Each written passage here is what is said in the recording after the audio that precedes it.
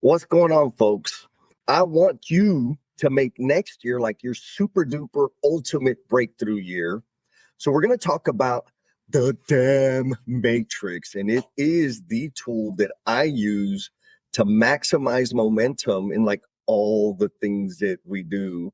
If you were here on the last call, we did the first wave of guilt-free future planning. And this is the second wave. And so if you need a reminder, we'll do a little refresher here in a second. But I want to make sure you understand that the damn matrix is the tool that I use, and I want to help you use or introduce you to so that you can prioritize for impact. Because, some of us have been in some situations, maybe had a year or two, or maybe a string of years where doing the things just kind of wasn't enough or didn't get to the point that we wanted it to be. All right. So I threatened you. I said, we are going to prioritize for impact. And why impact? Because there's a lot of things I can do that are super, super easy, right? I could, like, if I have a 15, 20 list thing to do today or this month or for the year, it's very easy for me to attack the things that are easy to check off. Now, some people, that helps them with momentum. That does not help me with momentum. It just exhausts me because I only have a certain amount of energy and I need to give it to the most impactful things. If I give it to like wishy-washy stuff, that's an easy, my PPC, my percent complete is going to be high, but the impact I had is low. That's no bueno for me. It's not sustainable. And particularly when it comes to long-term planning. And when I'm talking about long-term planning, for me, that time horizon has expanded. And it has expanded through repetition. There was a time where long-term planning for me was more than a week. And then it was 2 weeks. I couldn't, if you asked me what my 5-year plan was, I had no damn answer because I was just trying to make sure I had money for gas and food next week. And so over the years, I've been able to like expand what that time horizon is and what long-term planning means to me. And so for me, when I'm talking about long-term planning, it's very simple, especially at the end of the year, because we've got a brand new year coming out in front of us. And if we don't want to repeat the same experience, we got to do something a little bit different. And so on December, which is my birthday in December, is when I do my long-term planning. And I think about the entire year. After I do that, then I go back to that plan and I look at it in quarters. Okay, what do I want? Well, actually, I look at it in thirds now. It's 4 months at a time. There's a bunch of weirdness about that. If you're interested, hit me up, or maybe we'll talk about it on the after party. But I think of my years in thirds now, and then I do monthly, right? And so what we talked about at our last live stream was the first phase of long-term planning. So the first phase of long-term planning, or guilt-free future planning, this is a quick review in case you missed it, is simply to get all the stuff out of your head. The big, giant, important things, the ideas, the goals, the projects, the skills that you want to build, all of the things that never really happen because I'm busy, because I have all these other things. It's really just about getting them out of your head, right? If you haven't started them, or more importantly, if you started them but haven't finished them and they just kind of been dying on the vine there, getting them out of your head in terms of whether they're business or professional, personal growth, or like relationships and maintaining connection with important human beings, whatever that is, or building new connections, getting them out of your head so that you can see them. The reason that is super, super important is because when we keep it all in our head, they kind of get all distorted and they're bigger and heavier than what they actually are. And then we just pile more and pile more and pile more. And it creates this stress or this static in our mind that kind of handcuffs us and keeps us from making decisions to actually make progress on the thing. So phase one, if you want to watch the replay, I'll put a link in the thing so you can watch the replay from the last live stream, is just getting that out of your head so that you can see all the things that you have. And I promise, well, I have a double promise. The first part of that promise is when you start getting them out of your head, you're going to feel a little bit of like, oh my God, there's all these things. There's so many things. I'm never going to finish. That's okay. Take a breath. It's not the end of the world, because guess what? If you haven't started them yet, nobody cares. Nobody's going to judge you. Nobody's going to be disappointed in you. This is all you. And then after you get it out of your head, then you say, oh, these things aren't that big. Like, they don't all have the same massive weight that they used to when they're in my head. Now, there are some that are more impactful or more urgent, more important. And then there's some that are kind of like, man, it's not as big as I thought it was. It was trying to like a little chihuahua. There's a whole lot of bark, but not much bite to it. Unless they bite you, then it's a different thing. So the idea is get it out of head so you can visually see the things. Now, once you've done that, dun, dun, dun, that's where the damn matrix comes into play. And why am I calling it the damn matrix? Because it's about doing the damn thing. You all have goals. We all have objectives. And it really just comes down to doing the damn thing. And what keeps us, that my assertion, my whole theory, philosophy about this stuff is the number one thing that keeps me and you from getting the damn thing done is between your ears. It's the things between your ears, the thoughts, the way you look at things, the way you visualize things, and the way you prioritize or don't. So that's why the self-first framework is designed, and it's 100% focused on you and how you think about time and how you manage yourself towards executing stuff. So I'm gonna stop preaching here a little bit. It looks like we got a comment coming in. Oh, Miss Heather's got a heavy one. So Miss Heather says, okay, serious questions. How do you deal with the rabid squirrels, not regular squirrels, rabid squirrels? That's what I call the squirrels that come up that are actually necessary to handle immediately. They can't be put on the back burner or delayed. I've been dealing with the whole pack of rabid squirrels lately. Oh my goodness. All right, Miss Heather, this is a gifted and talented question. Super, super precise question. And I appreciate you like coloring it for me, because the way I handle the rabid squirrels and the way I recommend everybody handle the rabid squirrels is by using the Daily Domination framework or template. Actually, template's probably the better word. And if you want the Daily Domination template, drop double D in the comments or scan the QR code, and it'll get you put whatever you need to do to sign up and get the thing in. You'll get a lot of extra cool stuff. But anyways, back to your question, Miss Heather. The question is, how do you deal with the rabid squirrels? Those rabid squirrels are the things that pop up that like unplanned, unanticipated, and they have to be addressed right away. So the way I handle them is doing them, right? Get them out of the way, get them done. They just have to be done.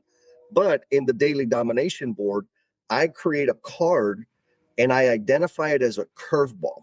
You could change the label on my board. I have it as a curveball. You could change the label to rabid squirrels. And what I do is that's okay. So it's going to have that label. It's going to have that particular color. And then I'll assign a name, because it's always coming from somebody, even me sometimes. So I'll type their little name in there, and then I'll kind of describe what the thing was, because it wasn't planned, but it had to get done, and it took some of my energy and maybe got me off my flow a little bit. And I will continue to track the rabid squirrels, because at the end of the week, so once I put it in my to-do column, rabid squirrel, whatever the thing is, and I put it in my done column at the end of the week or whatever frequency is appropriate, when I reflect and review, like how many curveballs or rabid squirrels came in and bit me, where did they come from? That's the key for me, is because I track it. And at the end of the week, or for me, I do it at the end of the week. For you, it's your call. I can see from a broader time horizon, instead of just in the moment, from a broader time horizon, from a week perspective, I can see how many people or where those rabid squirrels are coming from. And what I found over many, many years, they seem to come from the same people. And so then that gives me some insight, like, okay, if this person, this individual in these circumstances, they are very likely to call me with the damn emergency, their hair's on fire and I got to take care of it right away. Then I can come up with a plan to mitigate that. So if that helped, Miss Heather, let me know. It is the way, that is exactly how I handle the rabid squirrels. And I, you know what? I may be stealing that and integrating the rabid squirrel idea into the next workshop. So thank you for that question. That was super good. Oh wait, she got to come back. She says, okay, that's how I handle them too. There've just been so many lately that doing those end up meaning other important things have to get dropped 100%. Let's not talk about how long my to-do list has included making time for regular yoga practice with no movement because of curveballs, rabid, squirrels. 100%. And that's the reality of it, right? Is when things come and interrupt and disrupt our flow, something's got to fall, right? My thinking is like, okay, which ball am I dropping today? Because something's got to give. What I typically do that I don't recommend is I just sacrifice sleep.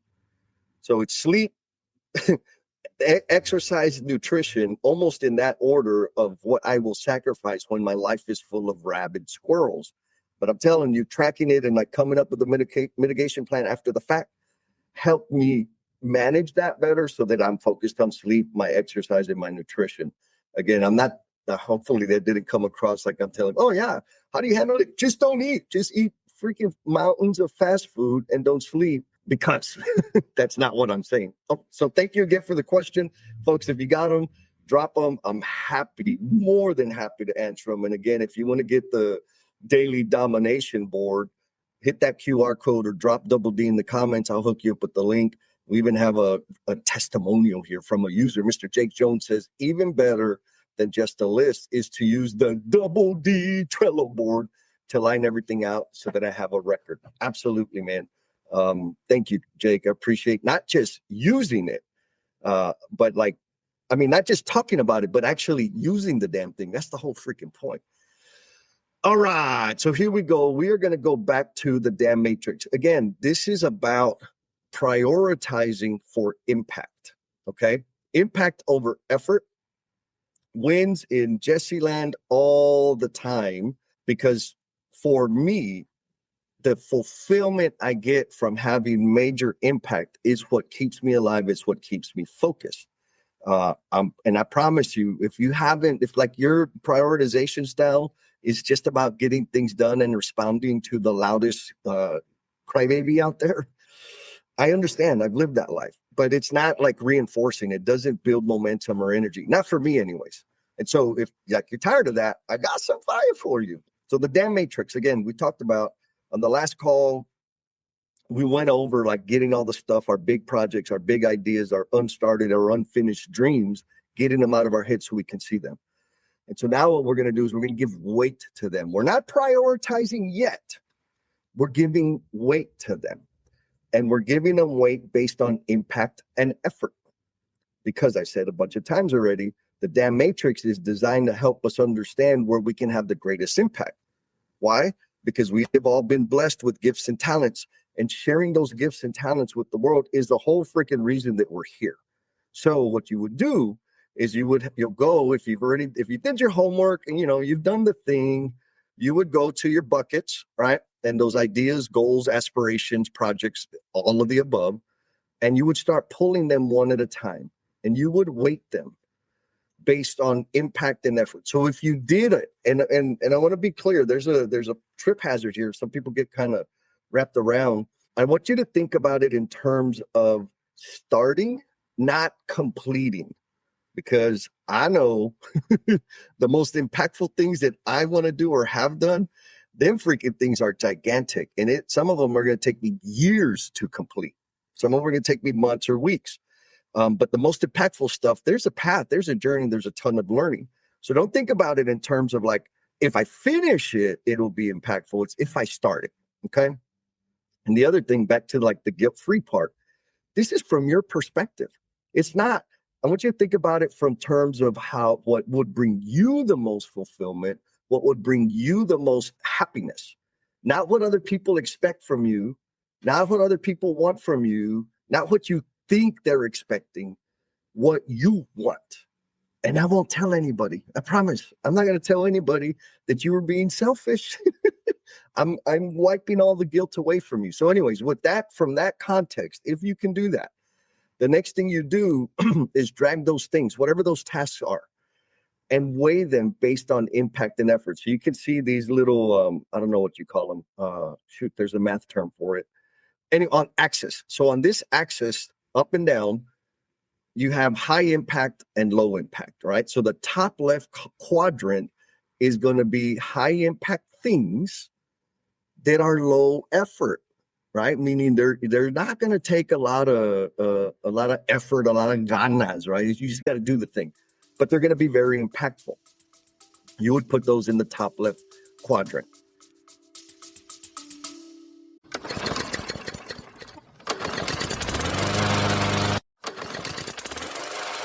"2026 is right around the corner, and I want to help you make this year the year you finally put yourself first."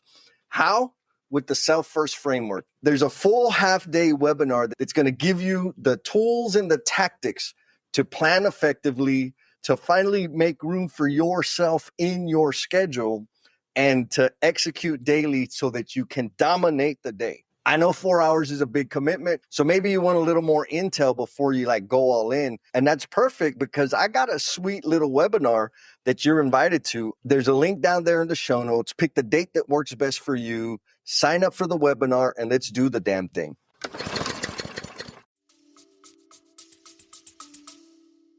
Now, the next one, so those are the ones that you do first, right? You start making plans for them and taking action on things. The next one is on the top right quadrant. They're still high impact, but they're going to be higher effort. So you're going to take a little more effort, maybe resources, research, who knows?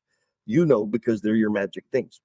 And so on the right quadrant, what we're going to do is we're going to weigh any of those ideas, project things that you have out there that are very impactful, but they're going to take a lot of effort. You might need to get a certification or, whatever it is. Put those in the top right quadrant.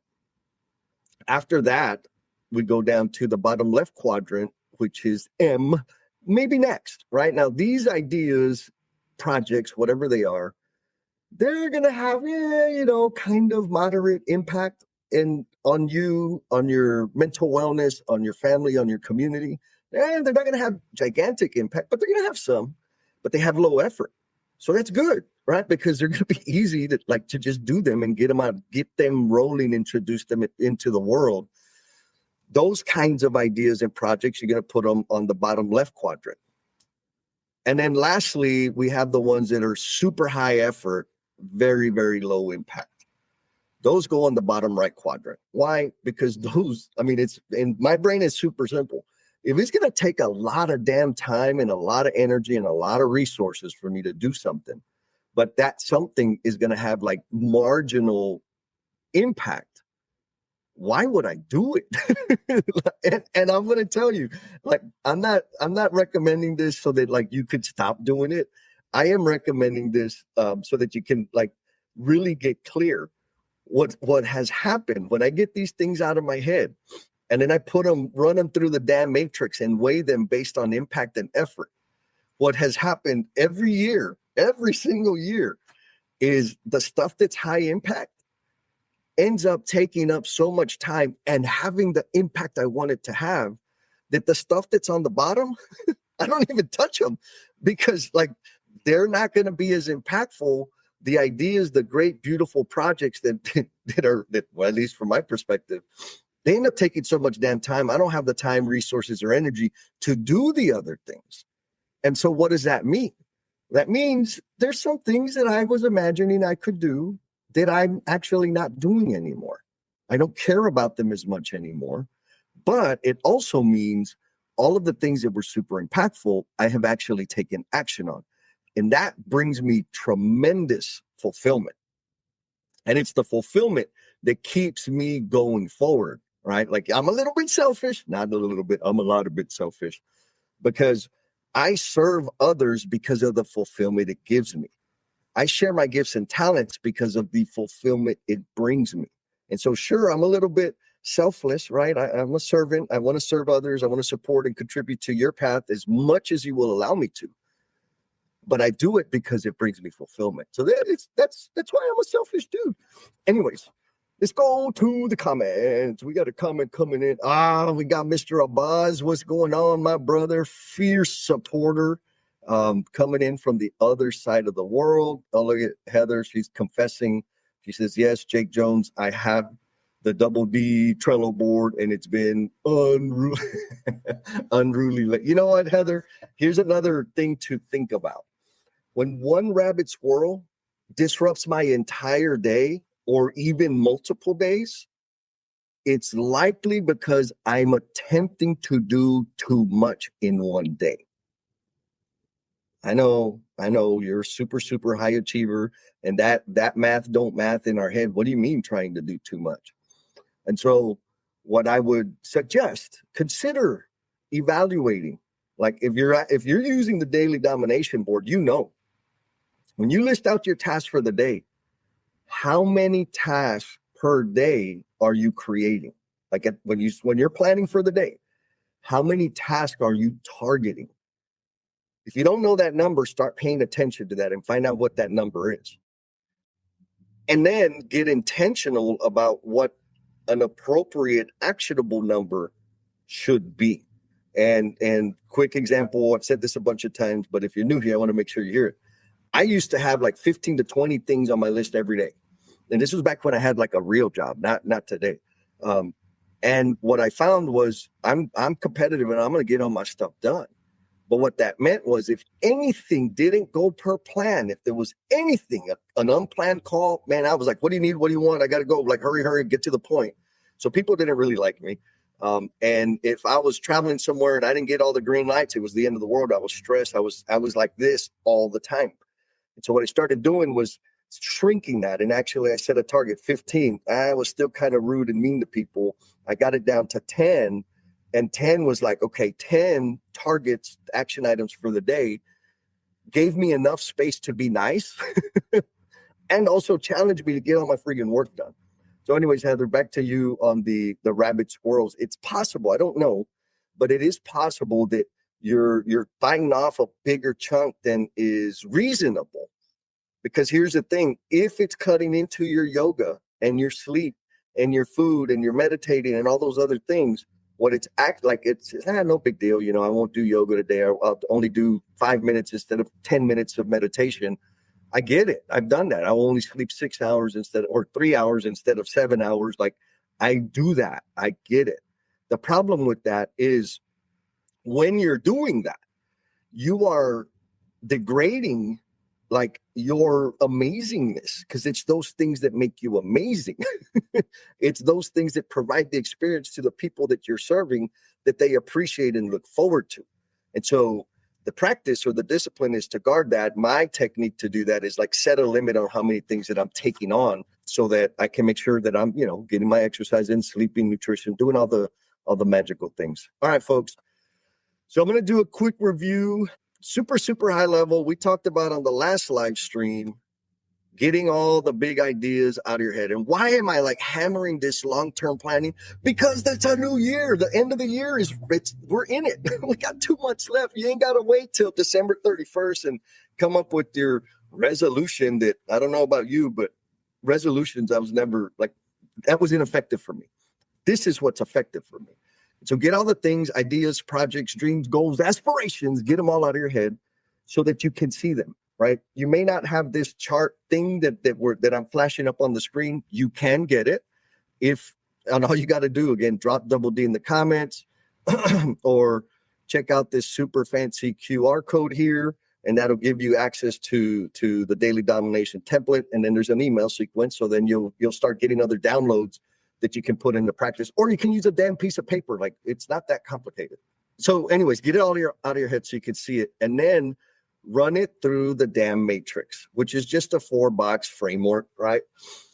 Impact and effort. Weigh the thing, the idea, the hope that you want to have or bring into the world, and weigh it in terms of how much impact it's going to have and how much effort it's going to take.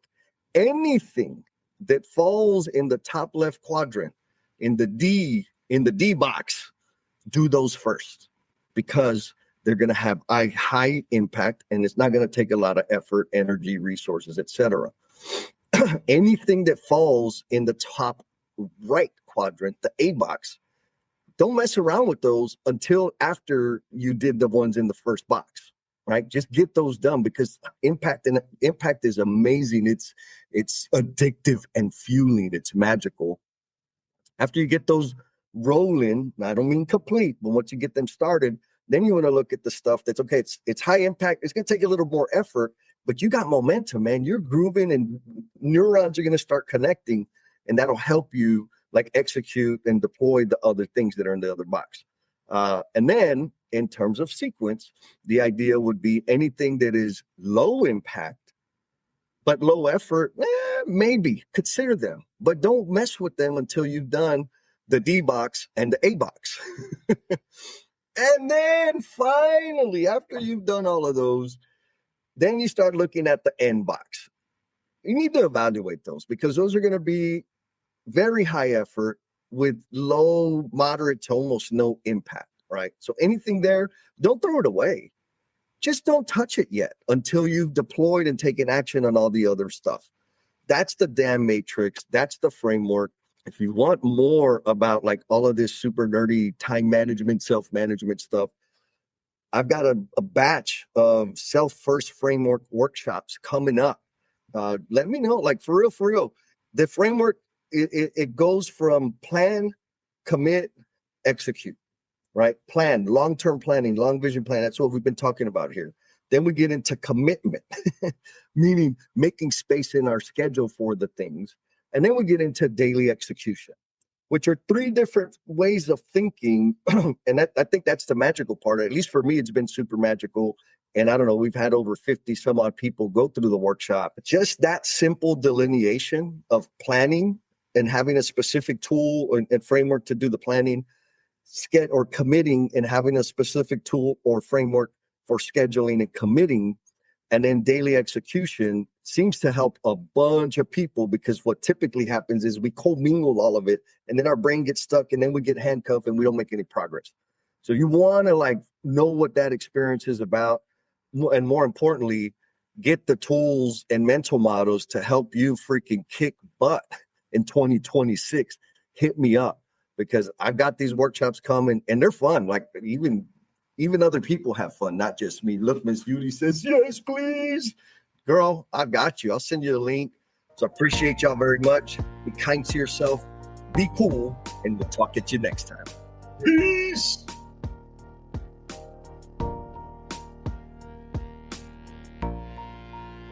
Thank you for sticking it out all the way to the end. I know you got a whole lot of stuff going on.